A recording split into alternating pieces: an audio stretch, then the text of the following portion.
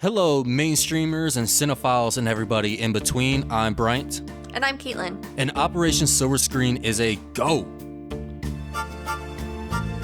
Hello, welcome to Operation Silver Screen. This cinema-related operation has been created to clear our desks from stacks of open cases. And what are these cases? Well, even being the film lovers that we are, Bryant and I still have a huge backlog of must-see films that we still need to experience. So each week we'll tackle a film that either one of us or both of us still need to see. We'll then provide a debrief of our week's mission, given our outlook on the film's popularity and significance, as well as provide our opinion on whether or not it is worth seeing and other fun insights. So before we get into this episode, I do want to apologize and give a little bit of a disclaimer. I was having a couple audio issues this time around when we were recording this episode, so I do hope that you'll bear with me, and once again I say I apologize for that audio quality. We were having some technical difficulties. But let's go ahead and get into the episode. Caitlyn. Yes? Caitlyn! Yes. Caitlyn! Can I help you? Danger zone! No. No. That's right, we're in the cockpit and taking off to provide our debrief of the 1986 patriotic classic Top Gun. In preparation for our Legacy sequel review and discussion of Top Gun Maverick, HQ has sent us to investigate the original, directed by Tony Scott, a movie that I have seen, but you have not, Caitlyn. And before I ask you why you have not seen this movie yet, do you know where that reference was that I was making at first? It's some audience members will get it. It's from Archer. Oh. The FX series, which is it's a running gag and it's hilarious. I gotta send it to you. Does it have to do with Top Gun? Oh, okay. Yeah. So I guess we'll talk about that a little bit. Well, I think anything referencing Danger Zone is referencing Top Gun. Okay, I got it. Yeah, because that's this movie's song. Well, actually, this movie's song is "Take My Breath Away," but really it's Danger Zone. So for the first portion of our podcast, it is going to be spoiler free. As always, it's going to be the declassified sections. So no worries if you have not seen the movie. However, we will go ahead and give you a warning when we're getting into our classified section. That's when you want to go ahead and watch the movie and come back in. Or if you already seen the movie, then hey, stick around with us.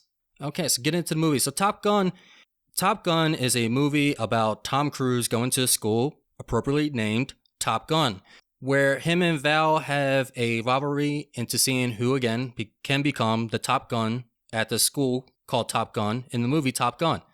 During this time also, he has to come to realization that he's a little bit too cocky for his own good, too much of a cowboy, and needs to humble himself. As he's doing this, he's also having interactions with his best friend Goose, who's giving him some insight on his life, and he's also starting to fall in love with one of his civilian instructors. How scandalous. Or is it? Why have you not stepped into the danger zone before, Caitlyn? Yeah, I've been kind of avoiding the danger zone. As one should. To be honest, I don't know too much about Top Gun. I know that it's one of my grandmother's favorite films. She really likes it. And I know that Tom Cruise is in it. And those two things are not something that I would say are things that draw me into a movie necessarily. So it's just not a film that really caught my interest as something that, should be in a rush to see. And I understand that. This isn't, and we're going to be talking about it more during the show, this isn't your typical must-see. This is on our for shame list, but I don't think this is going to be the biggest movie you get shame for. However, when it comes to this film's popularity, aside from just critics and being a classic, quote-unquote, this movie was very popular. This movie is almost a cult classic, almost. So looking at its accolades and what it was scored, IMDb gave this a 6.9 is what it has totaled at the moment, or what it's not what IMDb gave it, but what its users have given it in average. On Rotten Tomatoes, this has a 57% when it comes to the critic ratings, which makes this our first officially rotten film that we've done for this show. So again, critics didn't really care for this one. Now, with some other movies we're going to have upcoming that is going to be seen as a thing, especially with the cult classics. But again, this meets cult classic about halfway to the point. Now, on the audience side, however, this is very well received. This has an 83% on Rotten Tomatoes when it comes to the audience. This was nominated for some Oscars and even won one. This won the Best Original Song for Take My Breath Away. This also received nominees for Best Sound, Best Film Editing, and Best Effects and Sound Effects Editing. Another thing that I noticed, one that I never really, this isn't an award that I usually look to when we were doing this, but it's one that caught my eye, and that's the People's Choice Awards. This won the People's Choice Awards for Favorite Movie, and that just goes to support how popular this was just among the general audience. This was also the box office champ of 1986 with $180 million domestic. It then went on to earn $357 million worldwide. I'm not sure if that was the same year or if it was a later year. Box Office Mojo didn't have precise information on that. This did receive a 3D release in 2013, when everything had to go 3D. This also got a re-release in 2021 last year and made $457,000 domestically, which is pretty good. Just imagine me like, hey, what if we just throw this old movie back into the theaters and see what it does? And it makes almost $500,000 for you with only having to pay theaters and other marketing. This also went on to spawn various video games throughout the years.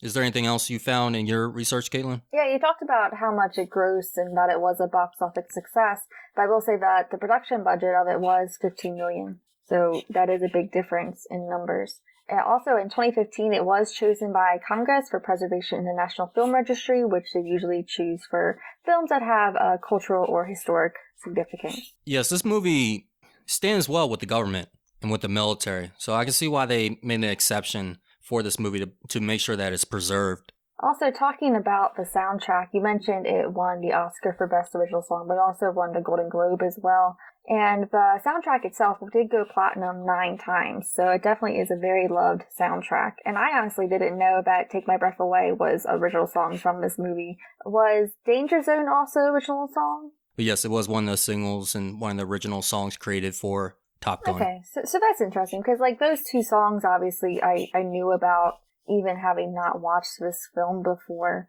But yeah, I just didn't know that it originally was created for it. I will say the soundtrack kind of annoys me a little bit.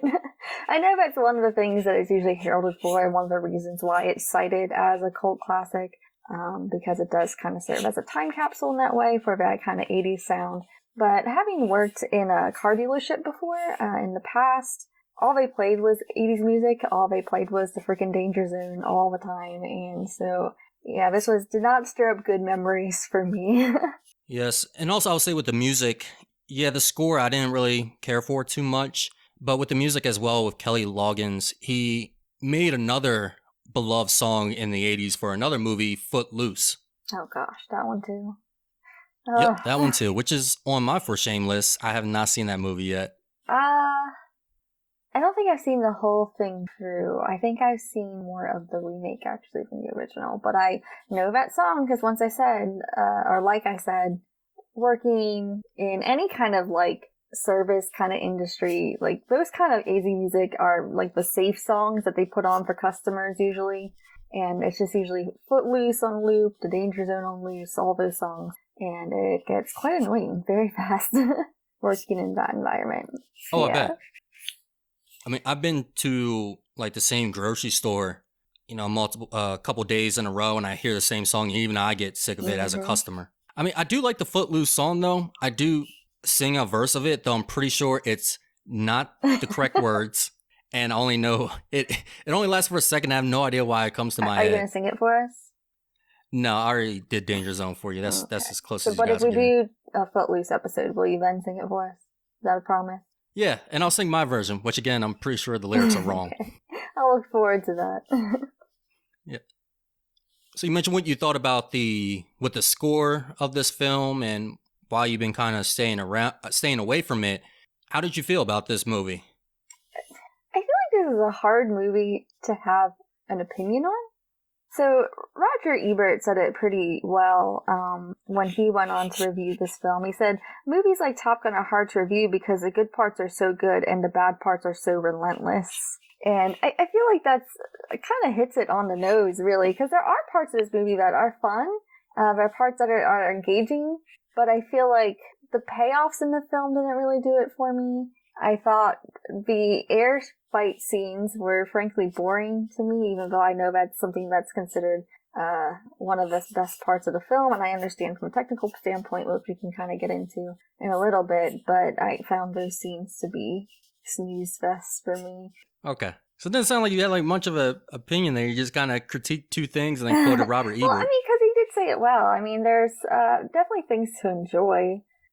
Some of the relationships, while I didn't really care for the romantic plot in this, I think just the performances and the way that the actors played off each other, I thought were really engaging most of the time. Sometimes it got a little sexist, especially in the beginning. There's a lot of kind of sexist remarks in there and kind of like dirtier humor than what I was expecting. But yeah, I mean, I liked the colors of the film. I liked the kind of warmth feel to it. I had that in my notes. I said, there is a lot of white in this film. And I don't mean like the actors. I mean, the color white is just in this film a lot. It's very bright. See, for me, I feel like I just noticed like the orangish colors. There's a lot of orange tones and sunsets, and that's what I noticed, I think, more than the white. If I wasn't blinded, I would have probably noticed that. Like, I had to put on my own aviator sunglasses. I had to go out in the store and buy a pair of aviator sunglasses to watch this again. I think I did read somewhere that actually, like, Ray-Bans and bomber jackets, like, increased in sales after this film. They did. That is one of the influences it had. So for me, I think this is a cool movie. Like, by, like, definition, this is kind of a cool movie. It has jets, it has tense moments, it has banter, and it has some heart in this film. I don't think everything works well in this film, such as the overall story, which is a very simple plot. And I think it spins its wheels in the middle because they're telling Tom Cruise, like, hey, you need to stop being a cowboy. You need to stop doing things on your own. And they tell him about like that. They tell him that about 5 times in the film. And I guess in the end, he sort of redeems himself, but not so much. The other plot you have in here, the B plot you have, is a love story. But this is a very basic love story, and this is a love story I think you've seen more during the 80s. Man wants girl, man can't have girl, man gets girl. That's the love story. And then you sprinkle in a little bit of flirting in between. And there you go. That's it. Now, the jet flying, which is probably the biggest selling point, I think does look great. And I think it holds up. I think for me, the times that the jet flying is kind of boring is when you're looking from outside of the cockpit and you're kind of just seeing the air and you're seeing like it's a very wide shot. There's a lot of space and you just kind of see the jets just flying back and forth. They don't really look like they're engaging each other, but I did like when they were in the cockpit, and I did like some of the shots that they had with the jets. Of course, this is largely due to the use of practical effects, of which it still looks good, and cooperation from the U.S. military. Like I said, this has a good standing with the government. They did work with the U.S. military for this film. This movie gets a lot of love for its soundtrack and score, and while I think the soundtrack is good, the 2 songs that we talked about already, Danger Zone and Take My Breath Away, were good. I think the score for this sounds cheap. I think it just sounds very basic. It's something I would kind of expect in, I hate to use that saying Lifetime movie, but it does feel like a TV show score. Okay. But overall, it's fun. It's a simple story, nothing that's going to really get out of your seat. Maybe, one of the jet scenes, the plot is never, going to be, blowing your mind or getting you emotional. But I don't think there's anything that really has you rolling your eyes too hard. Again, there's a couple moments that you're like, I don't know if that really, like you said, there's some dirty jokes in there, or Tom Cruise following a woman to the ladies' room that's supposed to seem romantic. There's those sort of things. And there are also some cheesy moments that, you can roll your eyes at. But I don't think too much. I think this kind of balances it out, just like Robert Ebert was saying, or you were saying as Robert Ebert was saying. Yeah, I feel like there were moments, too, that felt kind of immature. I think the whole plot line that it has of, they're at this Top Gun school to become better pilots, and there's a competition about who's the best pilot, and this whole, like, dynamic around this competition, it felt, like they're just, like, in high school having a competition for, I don't know, prom king or something. It kind of felt a little immature to me. No, this holds up. I could say from my military experience, 9 years in the Army, like the things that, I mean, you have a mix. You have those that are really going for it and they may get a little too into it. Yeah, I don't think it really goes on to this level, but I mean, this is cinema. It's going to exaggerate it a bit. But that kind of immaturity you see there, yeah, it holds up. No matter whatever military school you go to, it's just, I don't know. It's like, you would think everybody thinks the military is super disciplined, which it is. It has more discipline than any other workforce, and most of the service members in there have more discipline than the regular civilian. However, you have to remember that they are just people as well, and they can act as immature, or they can have as much fun as the next person outside of the military.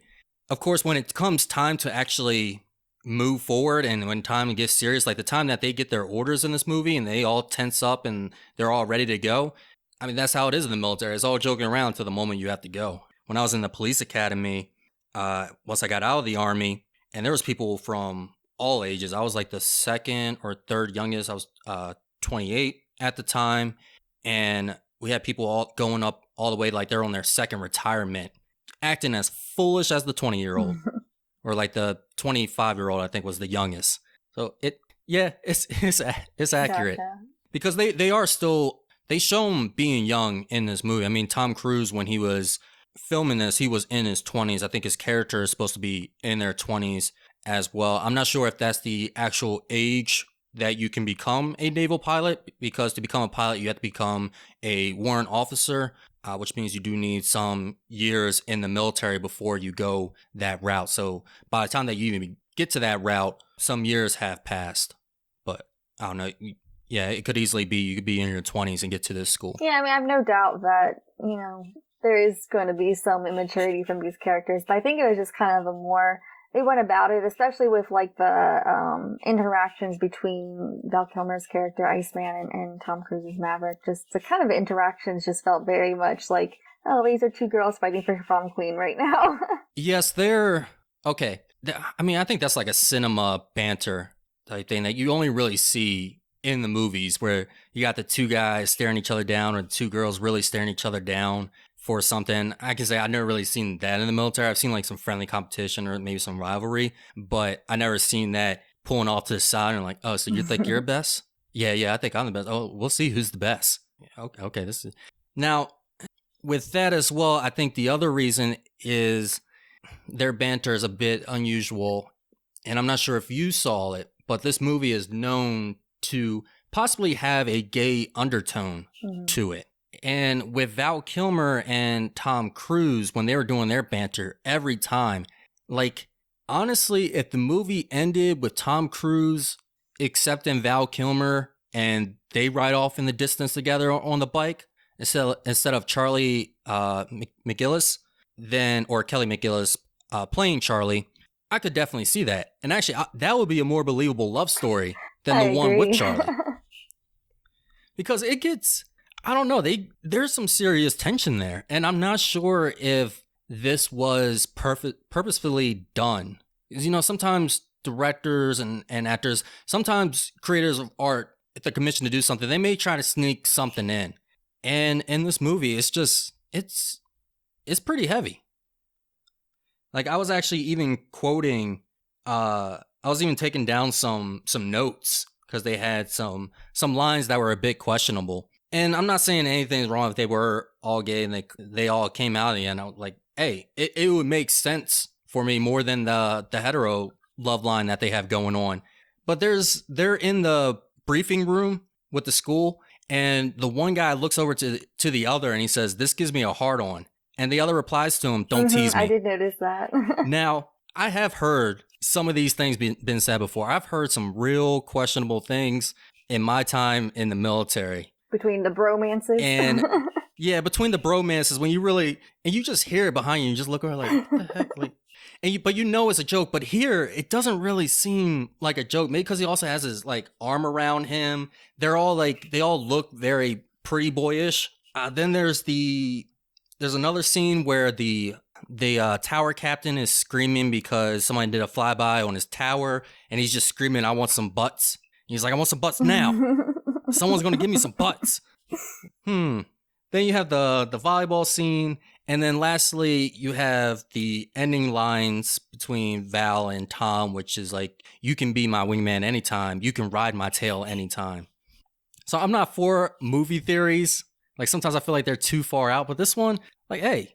And then it's kind of funny because also the Navy, this is the joke towards the Navy in the military. When you joke about all the branches, you joke about the Navy being mostly homosexual to a pretty much an outlandish, comedic, flamboyant point. Interesting. That I didn't know. Yeah, if you ever see any videos comparing the 4 militaries to each other, 5 if you want to count the National Guard, which is another joke, not counting them, then yeah, that's usually the Navy. They get that. Air Force gets made fun of for being too proper, too clean, too soft. Marines get made fun of for being dumb but tough, just being that meathead. And then the Army gets made fun of just for doing stupid things and just sucking. Like just having to just go through like things that just don't make sense. Like, why are we even doing this right now?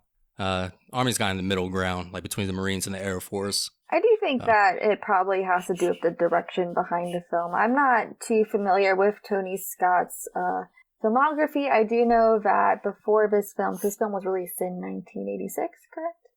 So before this film, he did work on a film called The Hunger, which was a 1983 kind of erotic vampire film. And if you kind of know about vampires, they do kind of sometimes have that homoeroticism to them as well. And it had David Bowie starring too, so that might have also added to that. Not that I've seen this film, I can't make any judgments or calls about it, but, you know. Yeah, no, I haven't seen that film. I knew of that film. Tony Scott has another film which I really like, and it's written by Quentin Tarantino. It's not really considered a Quentin Tarantino film because it's not directed by him, and that's the movie True Romance, which I would recommend for you to watch. I tried putting it in the hat once. I believe it was made in the 90s. Has Christian Slater and Patricia Arquette in there, along with Christoph Waltz. Val Kilmer's in it as well. It's a fun movie, and it has a much better romance than this film, but it follows the romance throughout the film. It's called True Romance. And that's kind of a, yeah, I don't know, it could be subversion. So that is a film that I recommend. I'm not sure. I got to look into see if that is a must-see film. Whether it is or not, I would say it's a film everybody should see. I would say we were kind of talking about Val Kilmer a little bit, and I kind of was expecting to see him a bit more in this film, actually, than what I did see. I don't think he was given much of a role to play, but I know he's cited as a main character usually. Yes, he is. And yeah, I was surprised too. I couldn't remember too much from our first watch. When I watched it the second time, I remember why I didn't remember too much because there isn't really too much to this. But yeah, Val Kilmer isn't in this much. I think he has a good moment in this. There's a moment where he's giving his condolences to somebody, and I thought that was really good for his character. But there really wasn't too much here for him to portray. He actually, I was watching the documentary last night of Val Kilmer called Val on Amazon Prime, and he talks about this character, Iceman, because this is one of the things that puts him out into stardom.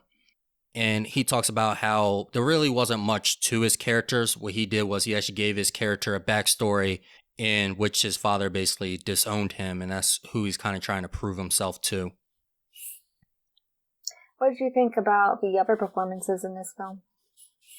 So I thought Tom Cruise was great. I'm actually a fan of Tom Cruise. I like Tom Cruise. He's not one of my favorite actors, but he does star in my currently ongoing favorite franchise, which is Mission Impossible.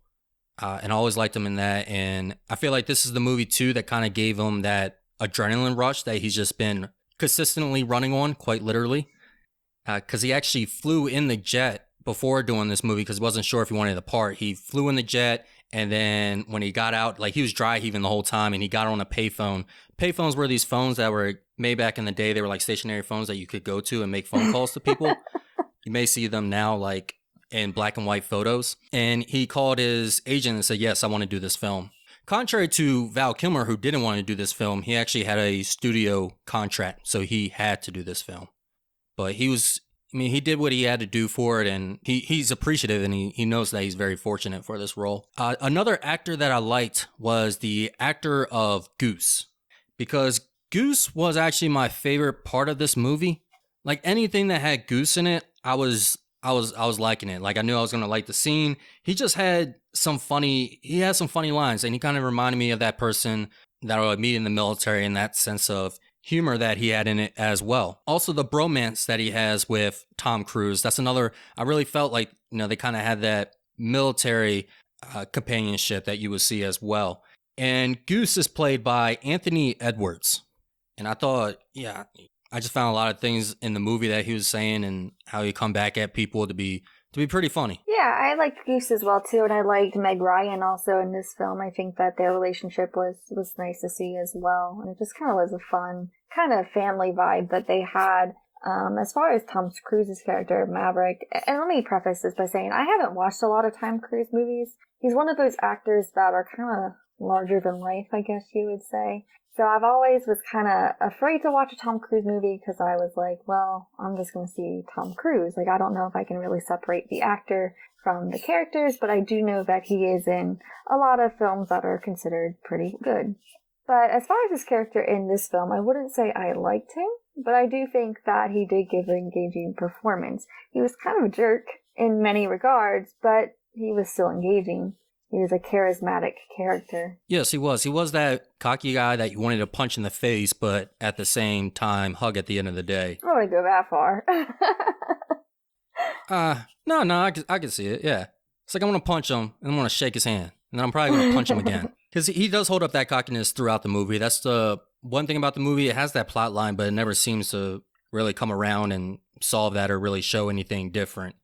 So I don't feel like he really learns from that. I don't think he has a change. I mean, I think it's his personality. You're not going to change that, but I don't think he's too self-aware of who he is as he should be when you're looking at this type of character development.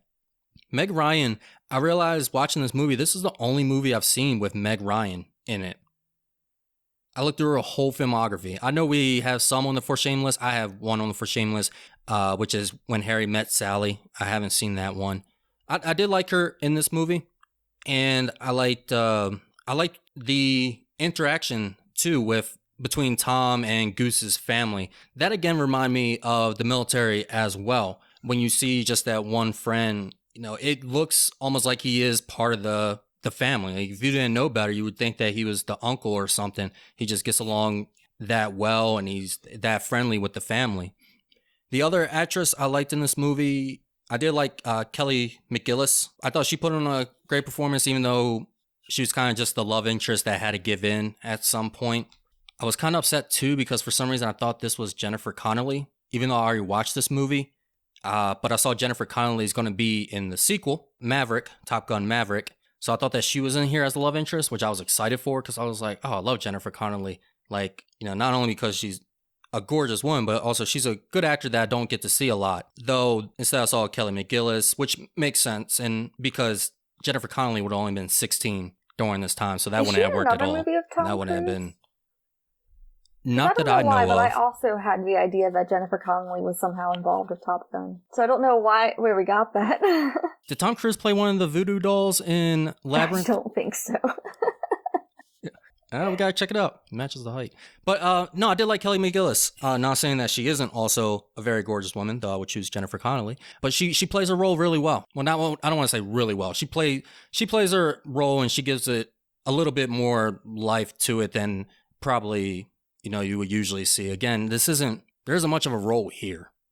She's just that hardened woman that is sticking to her career, but then a charming man comes up and sweeps her off her feet.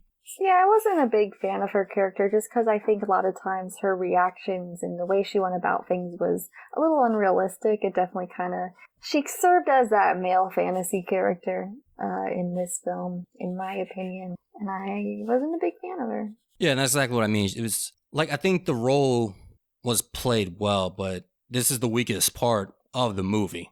I can just say that at least, like, it could have been played worse, I guess is what I'm trying to say. So she was based off of a real person. I think he was a mathematician associated with the flights, but I only saw that briefly. I'm blanking on what the real person's name was that she was based on, but I know that the primary characteristics that usually saw associated with her was her long legs and clacking heels. Yes, and actually male fantasy is, spot on. Again, having gone to a lot of these military schools, I can say, it fits a lot of males' fantasies. And I know, too, that they also made her a civilian contractor because they didn't want to make her a part of the military and then kind of go against that idea of no fraternization.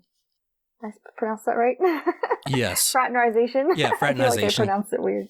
Yes. No, fraternization, which, it's not looked at as badly as civilian instructor, I guess, though times have changed and even that's an issue. That would get you kicked out of school and that would get the civilian instructor fired as well. So probably back in that day, it wasn't too big of a deal. I know fraternization usually was still, but it's nowadays, no, definitely couldn't do that. Shut those fantasies down quick. Well, I wonder if that was one of the edits that the military themselves, the government themselves, brought forth in the film, but I don't have any evidence on that. And we'll talk about that a little bit later. I would say the other reason that I found the jet flying, which is the big thing with this movie, why I found the jet flying better than some dogfighting I see is because they're moving around in the cockpit. You have that person behind them, the RDI, I believe, or the ROI, who's looking around. They're trying to get a position on these people. It does look very tense in the cockpit because now the jet is somewhere else or they lost sight of the jet.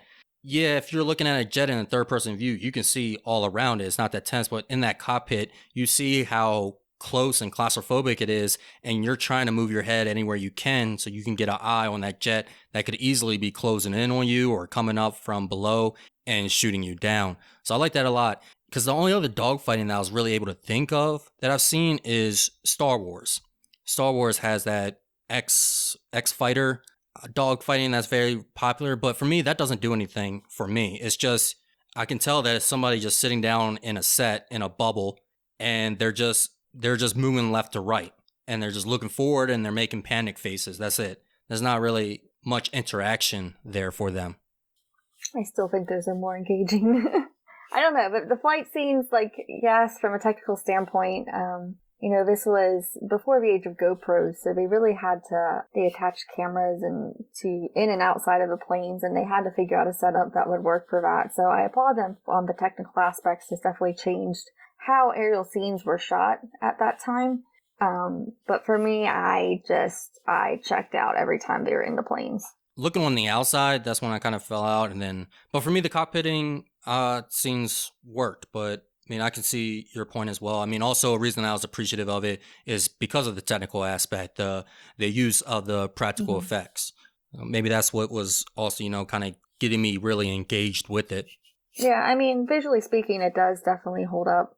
It's just, like I said, the narrative, I feel like I never fully understood what was going on in those scenes either most of the time.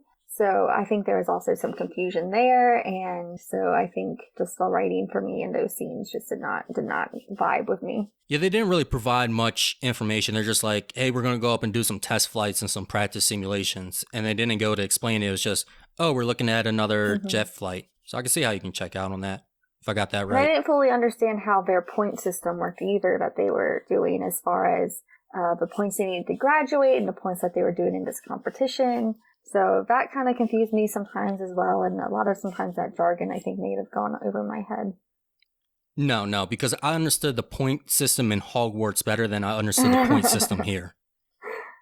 I don't know what was going on. Yeah, because they did mention, I noticed that the second time they said that you have enough points to graduate. Since when were the point? So the point system is not only for the Top Gun, but just to graduate? Yeah, that threw me off. So wait, can you just get all your points in 3 days and then just check out for the rest of the school? What is this system? Yeah, that definitely confused me as well when that line came in. And then I was just waiting for the end for Dumbledore to step out and be like, 50 points to Tom Cruise. Yeah, I was expecting some turnaround, surprise points at the end. I definitely was expecting that. I think, too, sometimes I got some of the side characters confused as well. I knew our main characters and their names, but the Viper, Jester, and there were some other ones of really, really minor characters in the film that I won't even remember what their names are. But sometimes I got a little bit confused who was who, and sometimes it took some time before I made the connections of who was who. So that might also be a reason why I was kind of checked out. Well, Viper was the Yes, instructor. and I realized that later on, but it took some time. Okay, because I got kind of confused. Like, if you asked me to visualize Cougar, Hollywood, and I think Mustang, I couldn't tell you the difference. Like, I forgot who was who and who was what with whom. Because they all kind of looked similar. Like, those three just kind of looked like other versions of Val Kilmer. Yeah, we did. Yeah, the main character is really not much to him. The only other side character that really matters in this is Goose. I know who Goose was, obviously, but the rest of them, I couldn't keep track. Who could forget Goose? Just when Goose just tells Tom, he's like, they were abused as children. Oh, yeah, that was... I was like, oh, that wouldn't fly today, would it? But it's funny. No, that's something that that's something I would say to somebody. Well, they were probably abused as children. Yeah, I will say that the iconic line, I feel the need for speed, I've heard that line so many times and didn't know it was from this movie until now. So now I finally know. I forgot it was in this movie as well. I mean, it's kind of a generic line nowadays, I guess. But it's cool to see where it originated from. I didn't really care for the other lines, like, you can be my wingman anytime. I know that's a big one. Val Kilmer's always signing his autograph for that one. I didn't know that. Yeah, in the documentary, they're showing him doing, he has a booth set up, and they kind of did a little montage of all the people coming up to him. It's like, hey, can you sign and say you can be my wingman anytime, Iceman? Anything else you want to add? Okay, so this movie, like we said, this isn't necessarily our classical must-see. Can't really go ahead and throw on our film snob glasses and, pull up our unique exotic coffee and smoking pipe, because this movie really isn't seen as that. It's just a very popular movie, however, as we talked about with the box office and how people perceived this film and how they saw it coming out of this film. What are some of the influences that you saw, Caitlyn? This is where I kind of wanted to talk about the idea of the government and military propaganda in this film, because this has been noted as a military propaganda film. Obviously, this isn't the only military propaganda film. We can even see some of the Marvel movies being cited as military propaganda. But it was interesting to see because the U.S. government did help finance the film, and they worked with Paramount to supply warplanes and aircraft carriers for just $1.8 million, which is very low in that budget. The filmmakers had to submit the script to the Pentagon, who made edits to paint the military in a more positive light. So that's another reason why people cite this as military propaganda. The Navy also used it as a recruiting tool to set up booths outside of theaters when it was in theaters. And this actually did work. There was an increase of recruitments after the film, and the Navy actually incorporated references to this movie in their 1987 Join the Navy commercial. And just as an interesting fact, Matthew Modine, the actor, he was actually he was offered the role of Maverick, but he turned it down because he said it didn't align with his political views. And as many of you know, Matthew Modine, he's most well known for his film Full Metal Jacket, which is an anti-war film. And also just having been to a film screening of his and got to hear him talk, he definitely does have a lot more left-leaning politics. So I can see where this would not have fit in with his personal views on military, and I can see why this film is often cited as a military propaganda film. Some will say propaganda, some will just say commercial, but it is all the same. This movie it advertises the military in a positive light. So one of the things I was reading about was the military entertainment complex, which is, I guess you could say, like a department of the military almost, that works alongside production companies in making film. Whether that's lending equipment, giving permits to shoot on sites, also giving their endorsement as well. They work alongside films. It's not just always to create movies that are solely about the military. Like you said, with Marvel movies have been known to use some of this as well. This was one of the first movies to really use this, though. And of course, it's something that's being used again and again throughout all these movies. And yeah, another thing to remember too is that this movie was only 11 years. It was just 1 year past the decade from the ending of the Vietnam War. And yeah, the Vietnam War ended in 1975. Doesn't mean that everything ended in 1975. just because we pulled everybody out. There was still aftermath that was going on with Vietnam. There was still a lot of distrust with the government as well. There was a lot of bad blood between the people and the government still. So this movie came out, and that was one of the surprises is how well it did. You know, people going out and seeing this movie and seeing the military in such a positive light did kind of raise morale.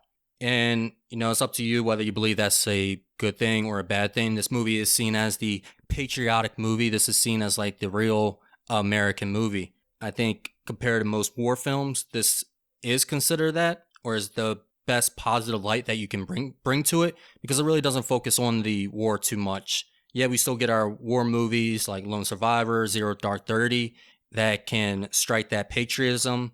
However, there's still a bit of tragedy to it because it's still war. It's still hard to watch, and you still can't be all for it. You know, it's still going to come at a cost. This really doesn't have too much of a cost to it. Yeah, it does have a tragedy into it, and it's more of a training tragedy.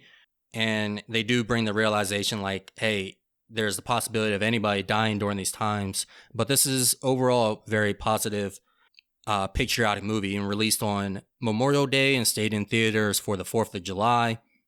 Now, the Navy, they said they did not pre-plan it. It was not premeditated, so it's whoever you believe. But they started setting up recruitment statements outside of this movie after the movie's success and seeing how well it was doing and how it was bringing people to the recruitment centers, especially for the Navy. The Navy actually saw a 500% increase in their recruitments that year, which is crazy. That is ridiculous. I also feel bad for all those instructors who were training those new seamen. I forget what their boot camp is called. I think it may just be boot camp, because all those guys probably joined thinking that they were going to be Top Guns. Yeah, I'm sure. And that takes a while to get into the military. And like, hey, no, you're not hopping in this jet just yet. There, little 18-year-old with a big dream. Actually, speaking of the Top Gun school in real life, you actually have a $5 fine if you reference anything to Top Gun, the movie. Really? They will fine you on the spot. Yeah, which I can remember. I went to EOD school, didn't pass, unfortunately, but during that time, they did not like us talking about Hurt Locker. And they did see some people come in to be at EOD because of the movie Hurt Locker. It was around the same time. Not the reason I joined, actually. I looked at that movie after I enlisted. It kind of reminds me, and this is probably not a good comparison, but it reminds me of the Community episode where they're taking a pottery class and the professor says you have an automatic failure if you reference Ghost. Yeah, because people get tired of that. Like, especially if you're an instructor and you have to hear the same joke every year. Like, there's only so much you can pull from it. Or every time someone's on a boat, they have to do the Rose and Jack Titanic pose. Oh, yeah. Or going out to the Leaning Tower and you have to make it seem like you're the one that's pushing it in the photos. Yep. Actually, can I use this platform real quick? What's the platform? Us. We're the platform. Operation Silver Screen. Talking about jokes that are overused and the people who are on the recipient end, because they're in that workforce, are tired of hearing. Do not go up to if a cop enters a building or you see a cop walking by, do not ask the cop, "Oh, are you here to arrest me?" That gets so annoying. So many people think they're so funny. When I was working law enforcement, every time I had to go in and see somebody who's like, "Oh, hey," and they'll point to their buddy. "Oh, hey, it was that guy." Haha, yeah, I haven't heard that 20 times already today. So yeah, don't be creative is all we're saying. Just be creative with any jokes. Anyway, stepping down. Another influence that this had that kind of got started up with this film, which was actually kind of started by Tom Cruise, which is the quick press tour. Doing a press tour fairly quick. Doing it internationally within, just a couple months, instead of spending what actors would do before. They would spend a whole year promoting a film. But with the quick press tour, now actors are able to go ahead and shoot multiple films within the same year and still do promotions, because they're not just tied to that one film and that one promotion the whole time. And I know early in cinema, like actors, when they were tied to properties, they were really tied to properties. Like Hollywood had a control of them, and not just like their career, but their life in a lot of ways. What do you mean? But now we got so I was going to bring it up during another episode because I still need to do my research into it. So I was going to bring it up when we do our classical Hollywood movies. but I've just heard things about like Hollywood really would control who you were as a person, like even to the point like, hey, you're going to be dating this actress or you're going to be dating this actor, or no, you can't go ahead and do this because you're seen in this light in this role, which we still kind of see today. Like there's still kind of a standard that celebrities are held to. But back in that day in old Hollywood, from what I've heard so far, again, I'm going to do my research and I'll bring this up again during our classic Hollywood talk. Hollywood had a real control over you, like it was it was like a cult or a society almost. By the way, speaking of that, just a random book recommendation. If you get a chance to read The Seven Husbands of Evelyn Hugo, I would recommend that. It's about an old Hollywood actress. Oh, nice. Mm-hmm. Yeah. I'll have to link that. As far as influences that Top Gun had, I do want to say that it also inspired a lot of roller coaster rides or just theme park rides in general. There was a roller coaster at Ohio's King Island Amusement Park in 1993, and that amusement park was owned by Paramount, so it kind of makes sense that it would be there. And you also mentioned that it also influenced a lot of video games. It inspired quite a number of them on different consoles. I think the latest one that was released was in March 2012. It was Top Gun Hard Lock, and it was for Xbox 360, PC, and PlayStation 3. Which I think, honestly, it was just because this was the jet movie. Like, this is the only movie really about jets. And that's why those games, they made games about jets and like, well, let's just put the name Top Gun on it.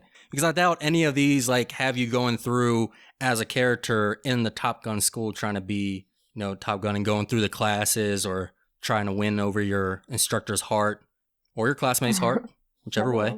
Maybe it's like a choose your path adventure. Do you go with Val or do you go with Charlie? That would be an interesting game. I would say it also was referenced in Disney's film in 2013, their Planes animated film. It actually had Val Kilmer and Anthony Edwards joining as part of the voice cast, playing a pair of F-18 fighter jets named Brave and Echo. And of course, it was also referenced in a lot of parodies and kind of more comedic films. Family Guy, of course, parodies everything. And I think there was also references in Team America World Police. And the reference I had in the beginning. Yeah, the Archer one. Yeah, I would say Team America is probably the next like real American movie, but that movie's also like a bit much. It's a bit much. But that's probably the true America movie, while this is the true American movie almost.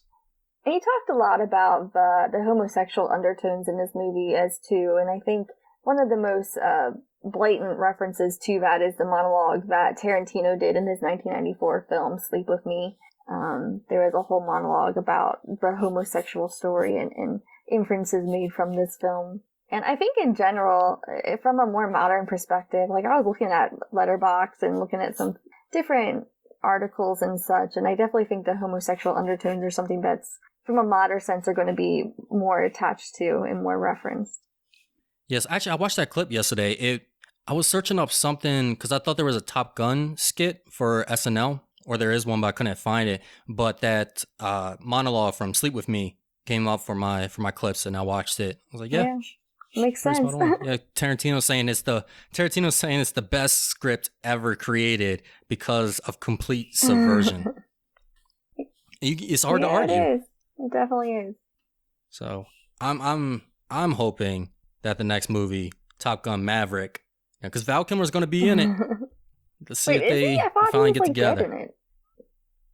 He's casted in it. I don't know if he's dead. Oh, because I don't know. I think from the trailer I saw that they're like, oh, he was one of our top pilots, and like they showed like a picture of him. Maybe it was just saying, oh, this is one of our top pilots. But the way it showed it kind of seemed like it was more of like a memorandum. Oh, it could be. Actually, I forgot. I haven't watched the trailer in a while. But I know there is a funeral scene there, so that could be him. Because I don't know. I mean, he's still able to talk, but he has a voice modular on. He has a voice box on. Like, he's still up and lively. Like I said, I was watching that documentary, but he's not. And he's had some roles. He had a role. I think the last role was 2020. They're not great movies or anything, but I mean, he's still in them. He's still lively. He's still up and about. We said a lot about this film, who would be attracted to it, whether you're there because you're there for America, whether you're there for the propaganda, the commercial, the advertisement. Whether you're there, for the gay undertone, or you're there because you like to see jets in the air and things blow up from time to time, which really there's not that many explosions, but you do get a little bit. Who would you recommend this movie to, Caitlin? I think I would recommend this to a general audience, and I think I would recommend it just because of the innovation in the fight scenes and maybe people who are fans of action scenes. I think that they can gain something from this, or action movies, I think they can gain something from this. It's hard to say that this is, like I said, as far as being a must-watch film for, cinephiles, it's hard to argue that this is one of those films, in my opinion. I think it's something that if you want to watch it and if you want to, watch a cult classic, then yeah, go ahead. But I don't know that I would consider this a must-watch. As far as who I would recommend it to, when it comes to general audience, I don't have to make the recommendation. The general audience already said that they're going to go out and see this film. So yeah, I think the general audience should continue to go out and see this film. I think this film will hold up for all the reasons that it was liked in the past. I think it will be all the same reasons that it's liked today. As far as cinephiles, as far as this being a must-see, I don't think it is. I don't think it's the movie that, if you're really big into film, this is one of the movies you have to see, even for its technical aspects. I don't think they're that impressive to where you can probably just watch one clip online or behind the scenes of this and get everything that you need to know.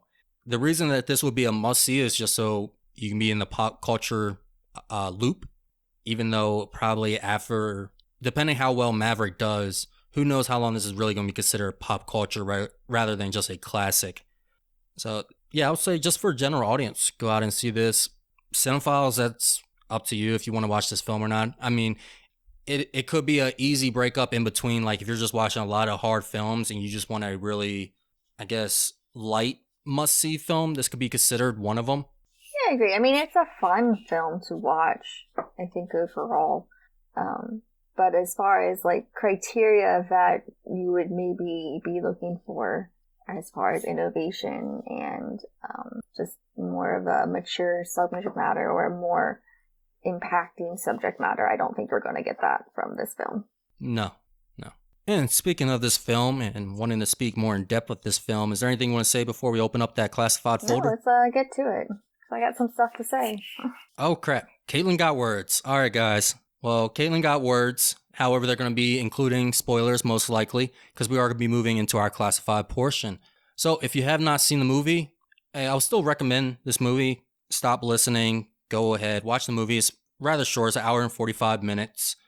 And then come back. If you already seen the movie, hey, stick around with us because we're going to be talking about why it was significant for its time, going more into the discussion of the film, does it hold up, and our overall rating and final comments.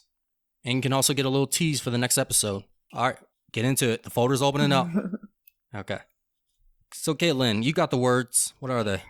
So, I think my main complaint with this film, and I talked about it briefly in our spoiler-free discussion, was just that the payoffs didn't really feel very good to me. I don't think they were very, I think a lot of times the film started plot lines and conversations and then it just kind of dropped it. For example, the relationship between Maverick and Charlie in this film, it was kind of set up to be this forbidden romance and they need to keep it secret.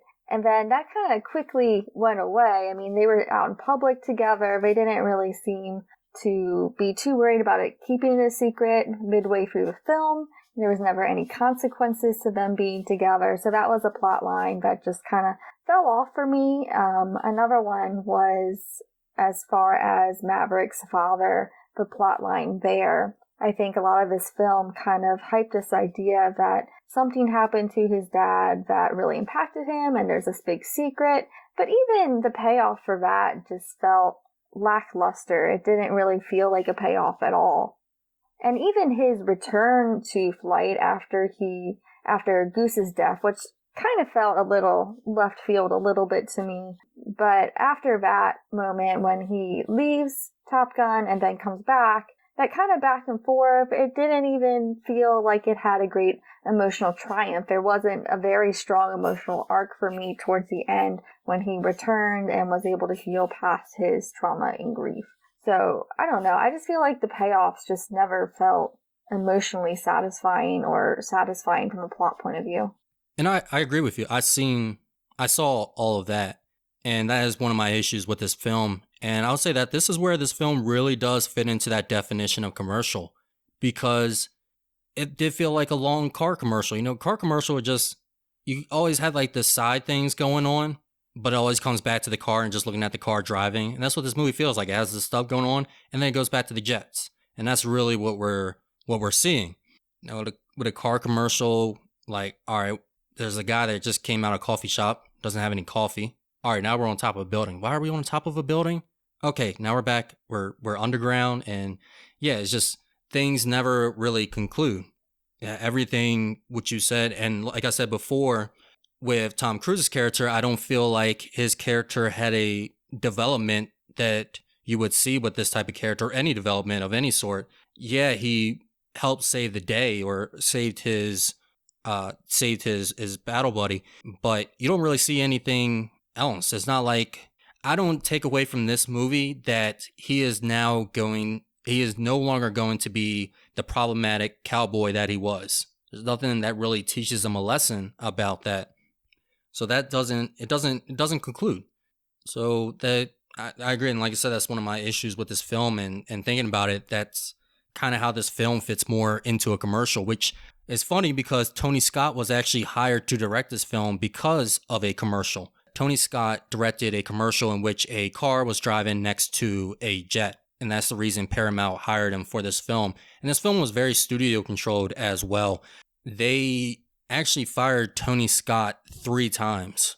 2 times it felt like, I don't know, kind of petty. The first time, though, was authentic. And they really were going to fire him once he got back from the aircraft carrier. But the aircraft carrier was stuck because of the weather was bad. So he's like, I'm just going to keep filming even though they fired me, because why not? So he kept filming. They were like, all right, fine. But, you know, you're walking the edge right now. Yeah, it really doesn't feel like there's any kind of ending to any stories aside from Goose.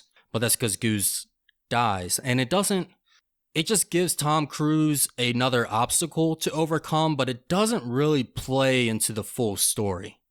And while I felt Goose's death, I felt it right from the beginning when he pressed that ejection handle, like when the jet was flying. I think that was a tense moment. And when you see his head hit the cockpit window, I forget what it's actually called, or the windshield, whatever, because that was an issue too with the jets early on. I'm not sure if it's too much of an issue, but it really was a big issue with the airplanes back in the day when they would press those ejection, and the seat would shoot faster than the window could break off, and they would go ahead and crack their head onto the window. And usually I think they would just break their spine, you know, break their neck or something. I think it was not Do the Right Thing. What was that? There's a book based on it. I had to read it for AP English class, which I didn't because it was boring. I'm trying to remember it. The Right Stuff. No, that's not Do the Right Thing, The Right Stuff, because I keep saying the same thing. The Right Stuff, but that's more about like NASA. But they're actually there was an astronaut that actually did a lot of the stunts in this film. Oh yeah, but that's one of the issues NASA as well, is that people would eject and then their head would hit the window before it could break off. Gotcha. Okay. Yeah, for me, I kind of, when it was happening, I expected him to be, like, critically injured. And Same. Then when they were like, oh, nope, he's dead. And it was kind of a weird sequence of events. It kind of felt a little melodramatic in a way. I mean, obviously, it is dramatic, but the way that it was presented and kind of just felt a little like, oh, by the way, he's dead. It was just kind of a weird kind of vibe. I just didn't feel any emotional, I didn't feel any emotions to that death just because of the way it was presented. And also, I didn't understand, going off a little bit on his death, when Maverick went to their house, I guess, to kind of get his belongings, I was like, why are you even getting this? And at the end, he kind of just, froze his dog tags, which he got from the box of Goose's stuff, and he, froze his dog tags into the ocean. I was like, dang, you could have, given that to his son or something.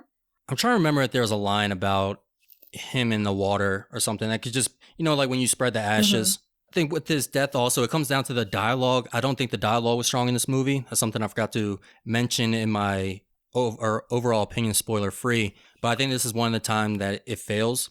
Because, yeah, they just come up to him and it's like, Goose is dead. Mm-hmm. And at that point, I already figured out that Goose was dead. So why did you have to tell me? And then you told me in the just the most basic way. As he's standing there in his tighty whities. Yeah, that's when it was. Yeah.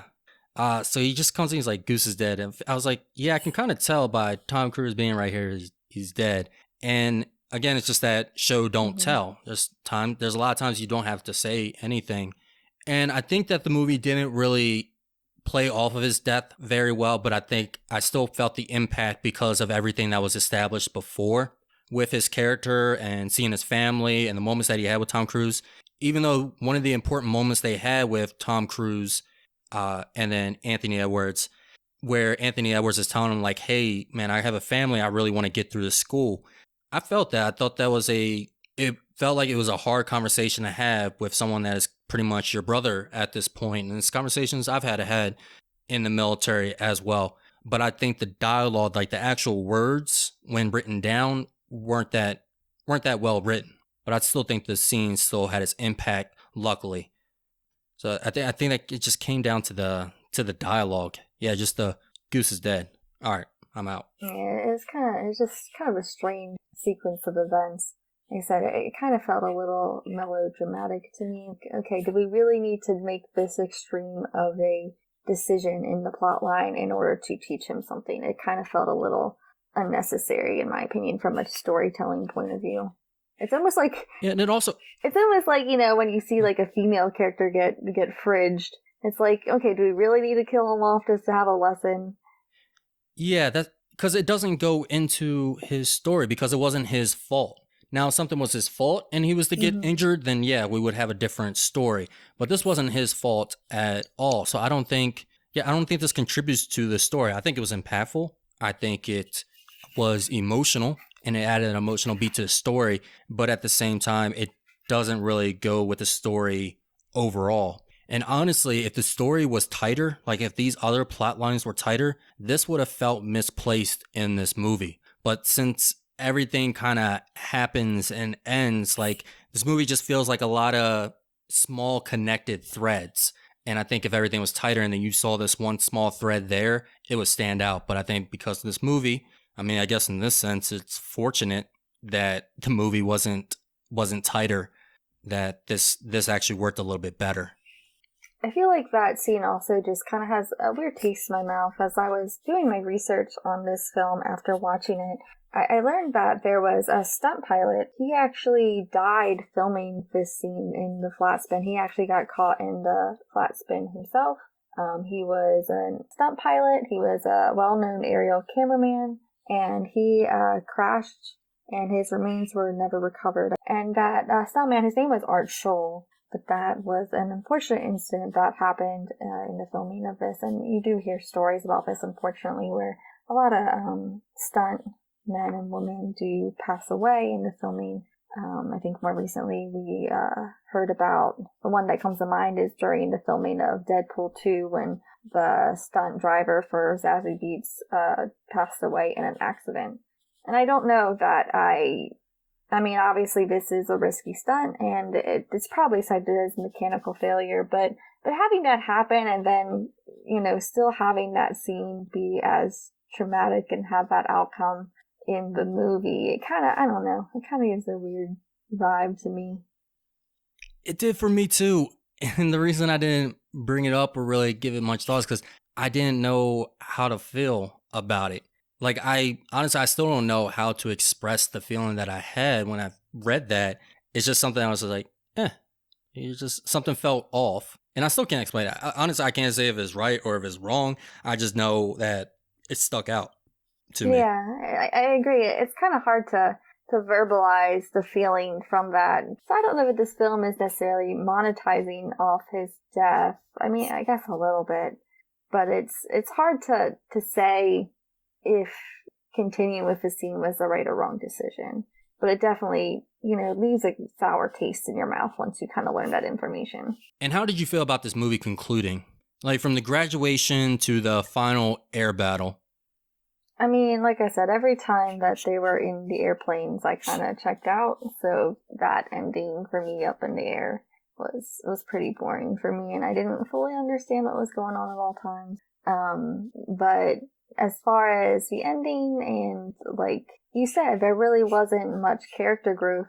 I think that what I expected watching this film is that he would learn to work more as a better teammate instead of, going rogue and being that cowboy, like you said. And I don't know that I fully felt that ever really happened. And then, as far as the romantic reconciliation between him and Charlie that happens at the end of this film, like I said, I wasn't really ever rooting for this relationship to begin with. Like I said, I felt that the arc that their relationship took in this film didn't really make sense to me because there were problems presented, but then nothing really kind of happened with it. So I kind of felt just like, all right, that was a movie.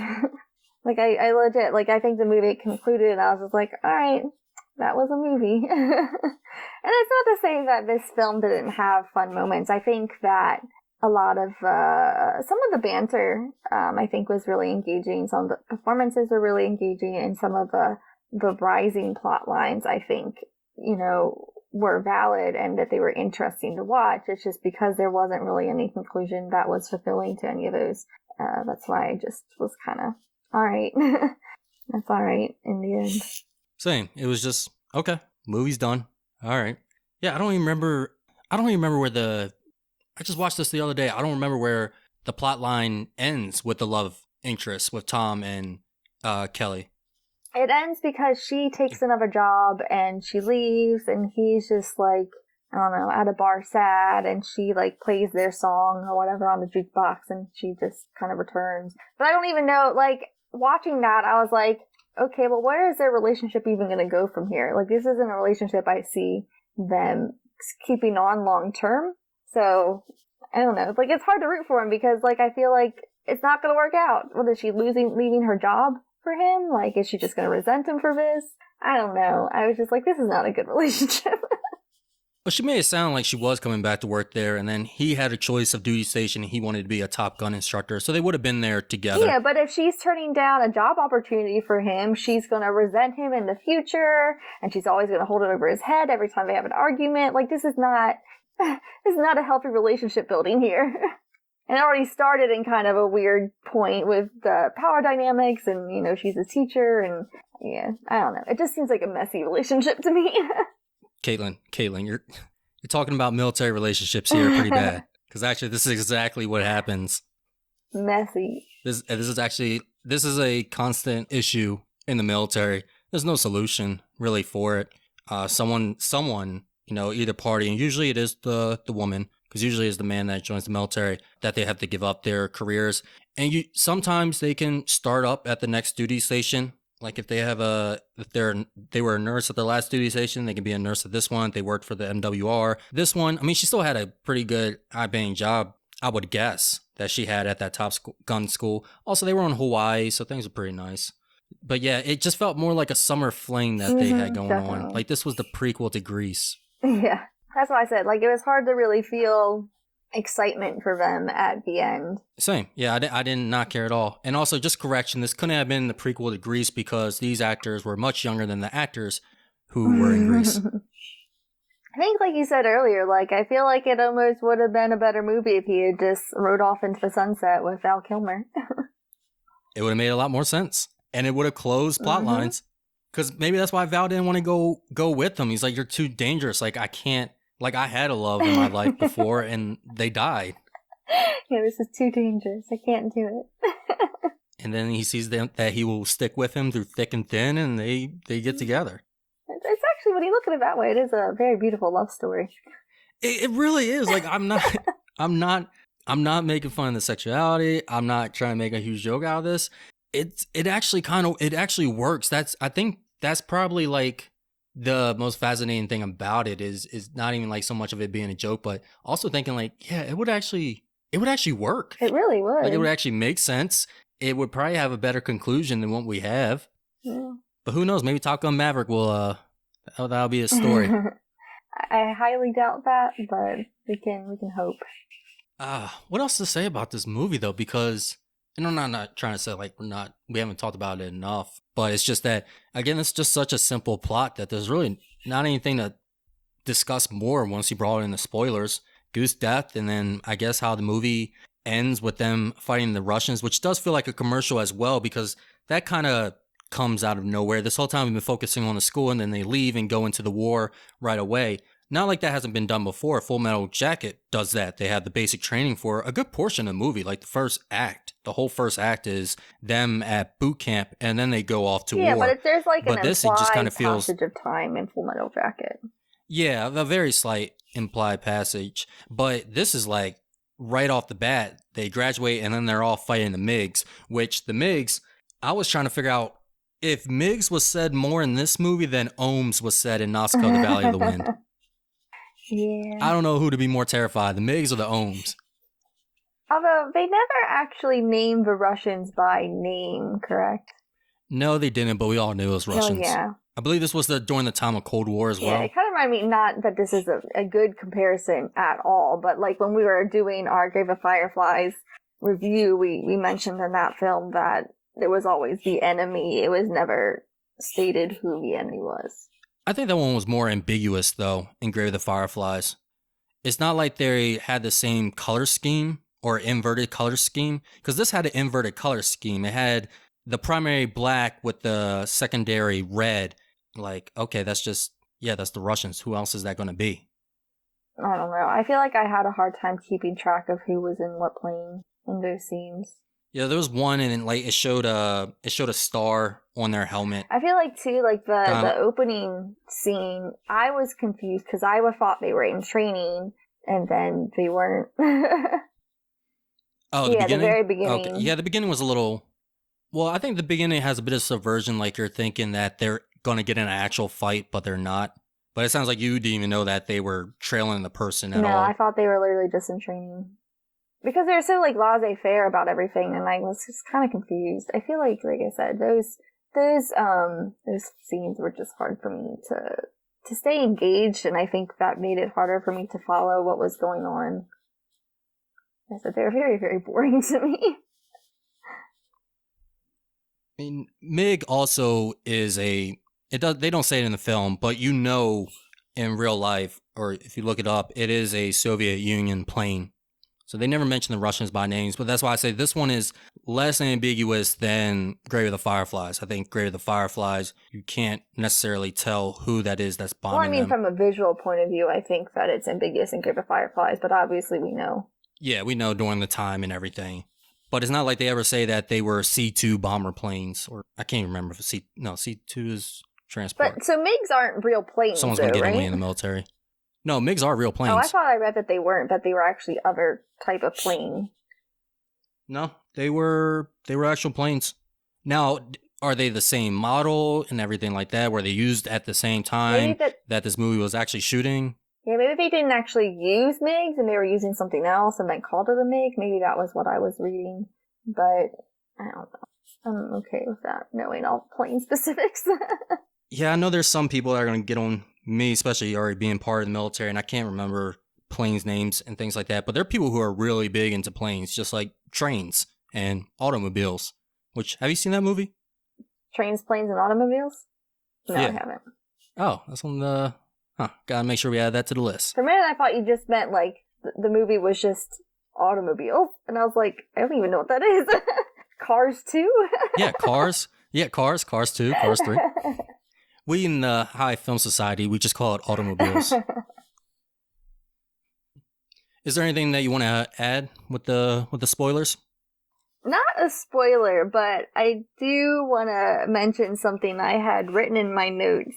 I said that the fake sweat was too much. There are some sweaty scenes in this film, and it was gross to look at. Like, I think it was supposed to be like during the volleyball scene, I think it was supposed to be like sexy, like, oh, look at these sweaty men, but I was just kind of like grossed out. Oh, I couldn't tell. I didn't tell that was fake sweat. I noticed that there was a lot of it, but I was kind of guessing it was because the first scene when they're in that tight area getting chewed out by the officer. I mean, they're in a aircraft carrier deck, probably with all this camera and lighting equipment. It probably really is hot down there, so they probably are sweating, especially doing all these takes. The volleyball, yeah, they probably greased them up a little bit or something. I don't know, or maybe it was Hawaii, so it had to have been hot. I mean, I guess. I mean, for me personally, I don't sweat that much to the extent where my pores are just like leaking out in droplets. I mean, I'm sure that some people do sweat a lot in real life, but for me, that concept is kind of foreign to me. Like, especially like the face sweats. Like, my face has never gotten sweaty like that, where it's like visually sweat coming out of my pores. I mean, the way you're describing it sounds disgusting. I mean, because it looked disgusting. Like, it literally looked like they were just like oozing liquids out of their pores. Especially like in the scene before he like went on his date with her, and he's like, "Oh, I'm gonna shower." I'm like, "Ew, you probably smell disgusting," and she's not gonna let you shower. I mean, rude for you to just go to a date and assume that they're gonna use their shower, but like, ew. That was pretty bold. I was like, was that a thing that men could do back in the day? Can we still do that? Yeah, that was pretty bold. But also, he looked nasty. I would have just like not let him in my house. Yeah, he looked pretty. I mean, did you watch the Cronenberg version of this? Of this? Of Top Gun? No. The way you're describing it sounds like you watched the Cronenberg version. I mean, that's how I viewed it. I was like, ugh, this sweat. And I mean, obviously, I don't know. Was this filmed in Hawaii? Not sure if it was filmed on location. I know the aircraft carrier was actually filmed on a U.S. aircraft carrier. I thought it was filmed in Nevada, though, for the aircraft carrier. Pretty sure it was filmed in Nevada. Wait, for the aircraft carrier? On the water? In the ocean? At the aircraft site. You mean the airbase? Yeah, sure. Okay, the aircraft carrier is the big boat. Oh. Which I don't know where you would put that in Nevada. Base, yes. Let me see. I have IMDb up. Let me check. Well, like, I think a lot of the air scenes were filmed in Nevada. This was filmed in a lot of places. Yeah. So this was filmed in Oceanside, California. San Diego for a lot of it, actually, which is where the school used to be. San Diego? Wait, were they in San Diego the whole time? San Diego? Am I just assuming? Yeah, San Diego. Am I just assuming that this took place in Hawaii? I think so. I don't know why I've been thinking this whole time that this movie is in Hawaii. Yeah, this is just San Diego. I don't know. But, looks like Hawaii. I would have believed it was in Hawaii. So, I mean, but San Diego's hot. So maybe some of that sweat was real, but in order to have that consistency of the sweat, most likely there was someone who was in charge of misting these characters. But, yeah, no, it was a little much. They laid it on a little bit thick, and it grossed me out. Yeah, but that's always an issue because the quality of film, you couldn't see that back then. Now we can see all the pores. Yeah. It's gross. So other than the excessive sweat, this movie was significant for its time. Actually, the excessive sweat is not something that was significant for. Like I said, you probably couldn't notice it back then. And there's much sweatier films. So this movie was significant for its aerial footage, for being able to shoot jets in midair without the use of CGI. They did it practically. They didn't have mounts yet. They had to build their own mounts to attach to these jets so that they can capture these images. And they had to capture them well because one of the things that was in the agreement by the military was that they were only allowed 2 missile shots in this movie. Now there's a lot more missile shots, but there's only actually 2. The others are it's just the way that they edit them, that they make it seem like it's another missile. They actually did it so well that the Navy ended up investigating them to make sure that they only fired 2 missiles. Because at first they're like, wait, where did they get these extra missiles from? But no, they did only fire 2 of them. You can actually tell which 2 they fired. I think I remember one because it drops down straight from the plane. But yeah, the rest of them you don't see drop off the plane. This is a movie that also, 1980s. We're getting into that blockbuster phase. Actually, 1985 is when the first actual Blockbuster opened up, the store called Blockbuster. Again, Just going to give you guys a quick explanation, as I did with the phone booths. Blockbuster was the store where you used to be able to go into and you would rent movies to bring back home, kind of like a library. We'll talk about libraries on a different episode as well. But yeah, you go ahead, rent these movies on the promise that you will bring them back. Wow, what a concept. Yeah, there was no streaming, right? Insane. Yeah, I think one of them is an Airbnb now. But this movie capitalized on its star power and on its action. Now, granted, the star power wasn't too high. Like, not many people knew Val Kilmer. Tom Cruise was getting up there. This is the one that finally launched him. Yeah, I was like, he was in Risky Business before this, but this was really the film that made him a big star. Yeah. And the action as well. Even though there's really not too much action in this film. I mean, there's a lot of jet flying, and at the end is when you get your explosions, but not too much more after that. This also, we already talked about this, how this was pretty much a commercial or propaganda, depending how you look at it, for the military, especially so soon after Vietnam, which is significant for its time because of how soon we are from Vietnam, how, we were still suffering the aftermath of that.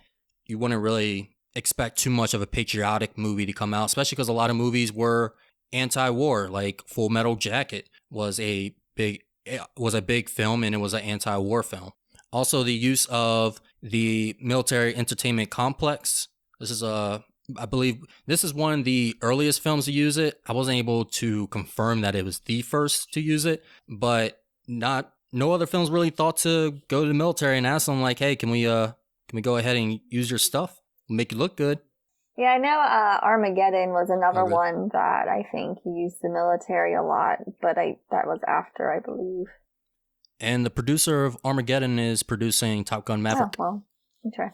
Anything else you saw for it being significant for its time?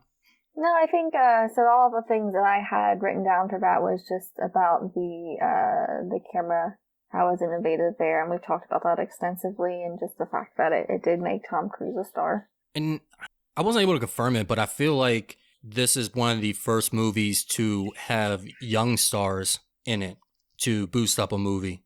Just feel like a lot of times before this, it was a lot of older stars, a lot of people that you didn't know, a lot of prolific actors.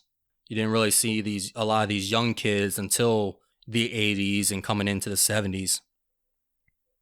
What do you mean, like, young kids? I mean, like how old were they? Tom Cruise was early 20s. Well, he's born 1962. The reason I know that is because I was just doing my research on this film, not because I'm a huge Tom Cruise fan. Though it is impressive, like, how he's 60 years old right now and still looks the way he does. Yeah, he does look good for his age. He was 24 when this movie was made. Well, I mean, you also got to remember that the 80s was also the time of, like, the Brat Pack. Ah, that's right. But were we seeing that before, though, in the 70s? I mean, I feel like we were seeing it with actresses, like Scarlet actresses. Like, you brought up how they would cast usually young actresses and then older actors. Mm-hmm. Yeah, you might be right. I mean, there was Brando and them, but we kind of talked about how they were kind of oddities. James Dean as well. But I do think the 80s definitely made more of a shift towards younger characters and younger stories. Yeah. And this being a product of the 80s, very much so with its soundtrack. Because as I was watching this, I was like, wait, was this the 90s or the 80s? And then Kelly Loggins came on and I said, oh, yeah, the 80s. Does this still hold up till now, do you think? I mean, obviously, I think, like I said, I think that the homosexual undertones are something that more of a modern crowd is picking up on more. And how they just view this film in general. Just from my looking at more modern reviews, like on Letterboxd, that is something that is often pointed out towards. And I think that people can still have fun with this film, but I do think that it does feel dated, like I said, at the music. And I think kind of, not some of the ethics, I think, with the military and stuff is something that I think that I don't want to say it's less likely to happen because we still have films that are definitely more cited as military propaganda in today's day and age.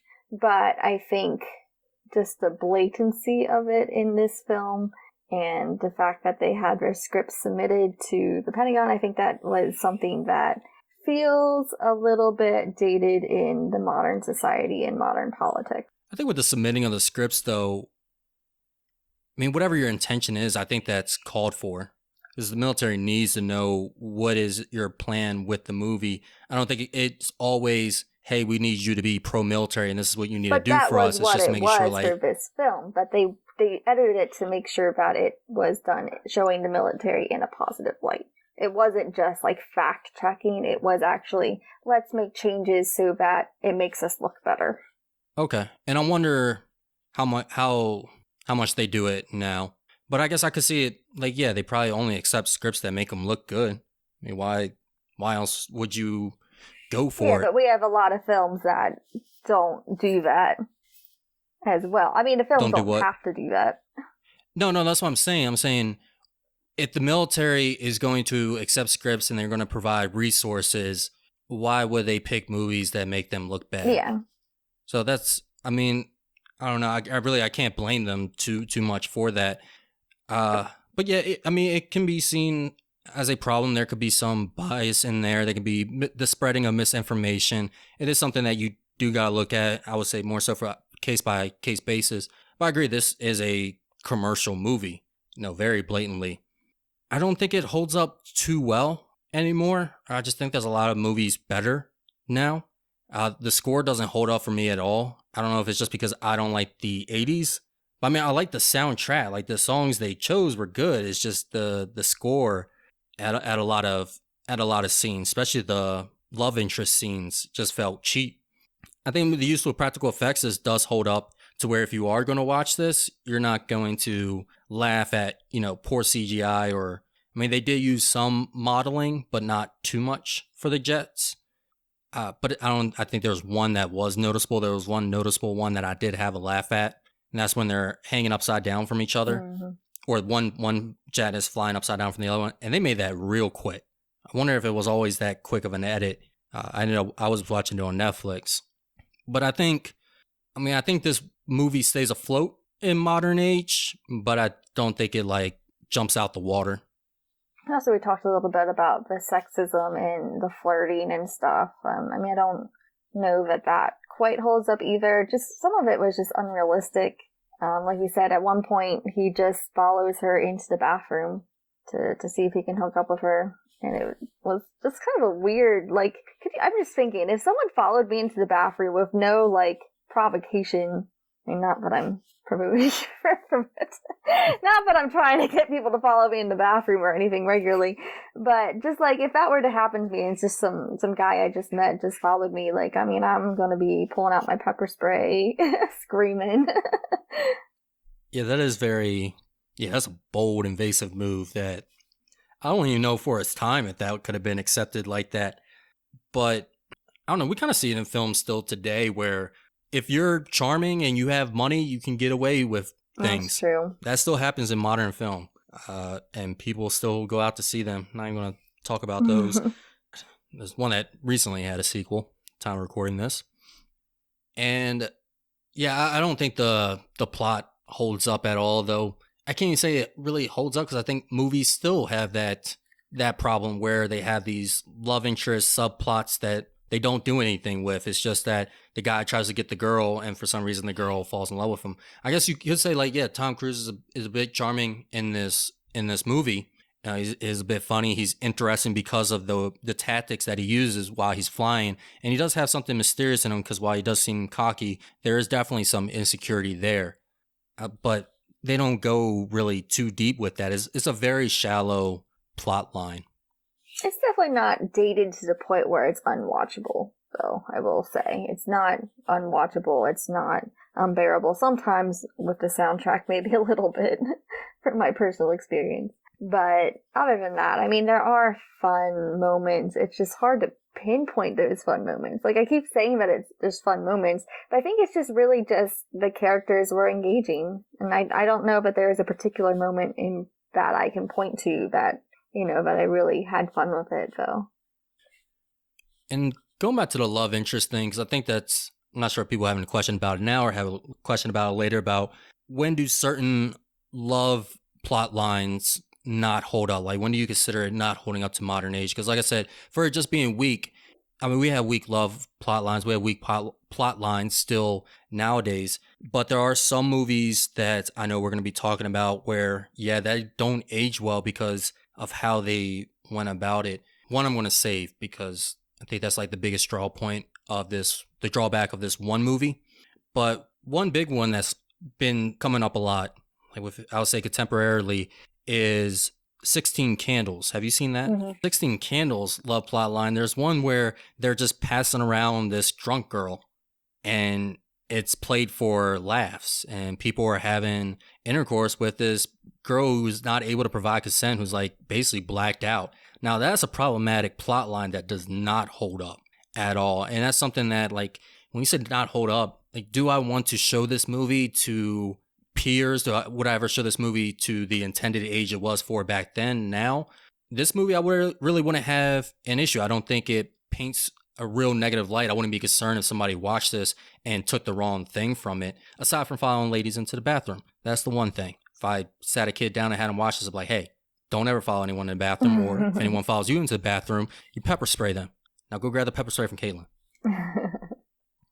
Yeah, I mean, you can talk about maybe it being more problematic from the teacher-student relationship, but it also, even that, it didn't make it clear, I think, that there was a big difference in power there, especially because she was instructor, but she was also just kind of there to add her input rather than being his direct instructor. So it was kind of, you know, she seemed more like an advisor than an actual teacher instructor. And like I said, that plot line didn't really go anywhere as far as it being a problematic relationship, but it was something that she wanted to keep a secret. So, I mean, you can talk about that, I guess, being possibly problematic. Like I said, I don't think it portrays it in a problematic way. But I can see that maybe being one thing where it sort of doesn't hold up. But at the same time, I still think that we would see a similar relationship in films that we're watching today, in films that are being shown. I think for me, it was more of the, like, especially in the beginning, like some of the more sexist humor and stuff that I don't think holds up quite as much. And the bathroom scene, that's just locker room talk, Caitlyn. Yeah, it's a locker room talk. Boys being boys. No, I'm not even going to touch on that subject. I won't lie, though. That elevator scene where she has, like, her hat on and everything, I thought that was a different girl for a minute, and I thought he was going to cheat on her. I didn't realize it was the same actress for a minute. She looks so different with her hat on. Yeah, I recognized her at first. I mean, she did look different, but I was like, okay, that's Kelly McGillis. You know why she had a hat on?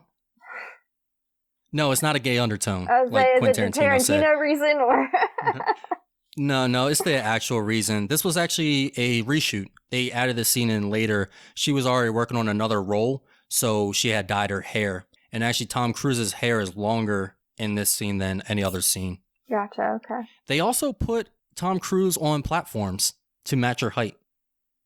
He's pretty short, isn't he? He's 5'7". So yeah. I know, like, one of the majority of our audience is like, what? That's average height, right? That's tall. Man, Tom Cruise is a tall guy, isn't he? Isn't he, guys? So he's not what's his name? Robert Downey Jr. Because he's short too. Is he? He's more in platforms and scenes. Yeah. Make him stand on an apple box. Yeah. Or, you bring them closer to the camera and the other person further away. So, having discussed this film, having analyzed it, looking at all its influence, the significance it had, and just talking about it overall, what would you give the rating? I think I would rate this a C-. I didn't want to go all the way down to a D because, like I said, there are engaging things with it. I keep saying the word engaging, but it is really hard for me to think of a better word for it because, like I said, there's not moments that I can pinpoint that I really liked, but just the way the characters interacted with each other, like I said, it kept me entertained. So I'll go with C-. This isn't something that I'm going to rewatch unless you made me for some reason, but yeah. It's been 5 years, Caitlyn. It's been 5 July 4th. So you're going to sit down and watch this movie with me. Yeah. I'm going to follow you into the ladies' room and make you watch this movie. Oh, gosh, no. Please, no. Actually, I was going to give this movie, I was debating between a C and a C+. And I think I'm going to go with you on C- because it's something we talked about. The reason I'm not going to C, okay. So I kind of go one step ahead. I give it some extra points because the practical effects and the way they shot the jets, I think that was great. And I really did like them being in the cockpit and how they did that. I felt like the suspense was really there. But I got to take points away, and it's not because of the love plot line. It's because of all the plot lines. They just all break short. They all feel like a commercial that never ends or never actually ties up. And then they throw this ending on it that doesn't tie up any of the plot lines or development that we've been seeing. So looking at it as far as the story and directing, and I wonder if that was because of the scheduling, how the scheduling worked, because they were on an aircraft carrier for so long. I wonder if that delayed some of the shooting, or they had to quickly get some things done here because they had to move to the next spot pretty quickly. But either way, this is the product that we have, and I'll give it a C- as well. This isn't a film that I plan on watching again unless I join another podcast and we're doing their must-sees, or we run out of content 10 years from now and we just start rewatching things. And this is your second time seeing it? Yes, this was my second time seeing it. Okay. Yeah, I forgot why I even watched it the first time. It was just one of those random picks. Yeah, like I said, I don't think that this is really a must-watch film, in my opinion. I mean, I'm glad we did it for the podcast, obviously, and now I feel like I'm in the know. And we will be watching Top Gun Maverick. It does come out on May 27th, and we will be talking about that a little bit later. But yeah, I don't know that I would consider Top Gun a must-see. But I am curious. I do have a question for you, though. When we started this podcast, you mentioned that it's almost a cult classic, and I was kind of confused about what you meant by that.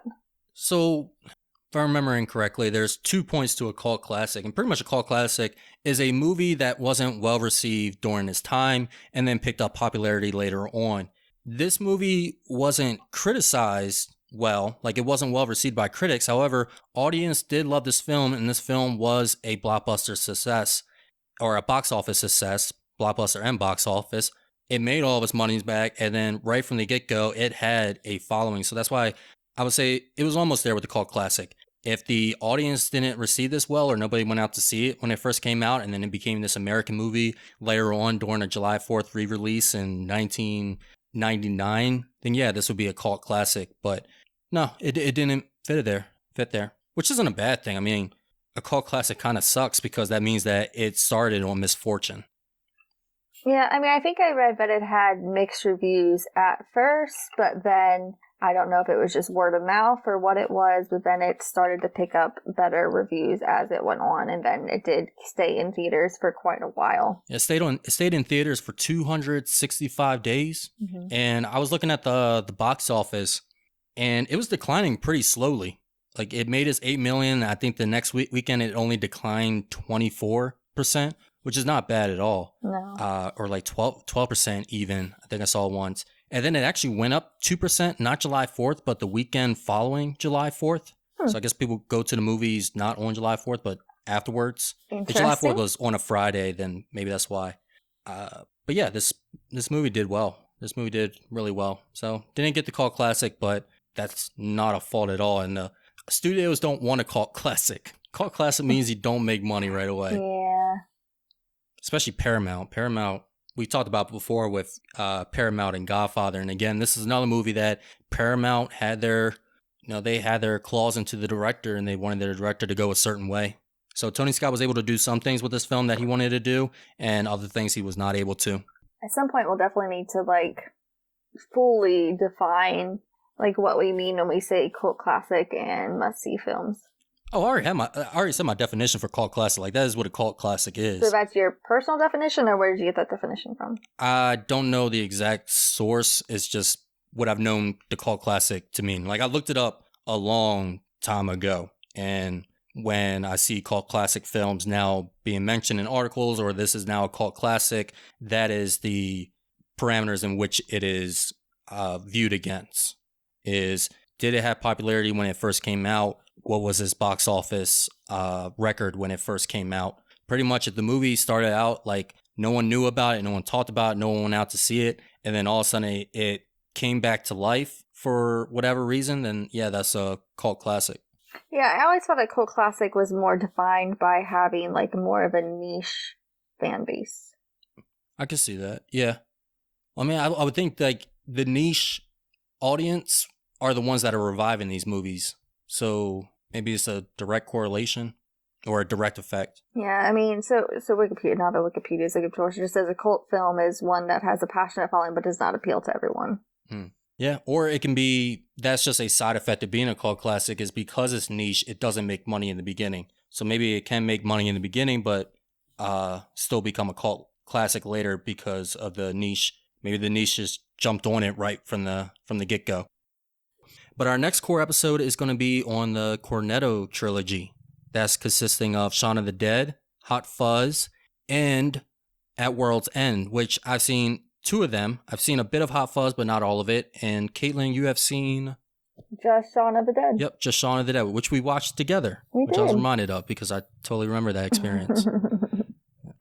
And we're actually going to be doing it with guests as well, with guests from your cousin's podcast. So the Cornetto trilogy episode is actually going to be a special episode because we're going to do it in collaboration with the Casters Guild podcast. You can find them on Apple, on Spotify as well.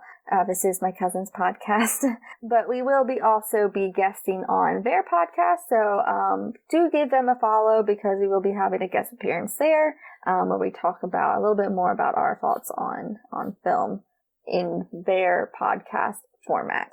So give them a follow. I'll be linking to them on our social media as well. And once again, if you do want to follow us on social media, you can find us on Twitter and Instagram at OpSilverScreen. On Facebook, we're going to be at Operation Silver Screen, but if you want to follow us on Twitter and Instagram, that's OpSilverScreen. You can also find us on our personal letterboxes if you just want to see what me and Brian are watching throughout the week and some of our other opinions on some more modern films or films that we're just watching in our free time. You can follow us on Letterboxd. For me, it's going to be at Coffee Spoon Kate. That's Coffee Spoon CAIT. Or you can find Bryant at Swank Seal. That's capital S, capital S. You can also find these on our social media as well. We're constantly posting what we're watching. We'll do our Letterboxd Fridays. We're also posting our top films of the month each month. So we did post our top 4 favorite films for April about a week or so ago when that month ended. And there's also just other fun things that you can find from us on our social media that we might not talk about so much on the podcast, but just if you just want to get to know our thoughts on some of these more modern films and what we're watching and what we're looking forward to coming up. Yes, and the day of this release, Mother's Day, would have passed, and we have on our Instagram some movie recommendations for movies relating to motherhood. Correct, Caitlyn? Yep. And then also continue to monitor our Instagram and Twitter because we're also going to be posting up a recommendation for this Friday the 13th, which is a Friday the 13th in spring. And I have a movie recommendation that I think is very well fitting for that. Also, when you're done liking and following our social media, spend a little bit of extra time and leave us a review. We love to hear what you have to say. Of course, we will be greatly appreciative of any 5-star reviews. We may even start doing some 5-star review readings once we get a good amount coming through, a steady amount. If you do have any negative reviews, hey, I'm not against it at all. We're looking for critiques and criticism and to see what we can do better for you guys. But I ask personally, just send it to our Instagram and Twitter or Facebook first. DM us, let us know, give us a chance to improve before you bring down our score on the old review sites. But yeah, if we don't fix it, yeah, go ahead, slam us. I deserve it. That's fair, I think. I think that's fair, Caitlyn. Yeah. All right, guys. Well, you heard the assignment, the Cornetto trilogy. Go ahead, watch that. Let us know what you think before we record it, after we record it, whatever it may be. And we'll see you next time. I'm Bryant. And I'm Caitlyn. See you.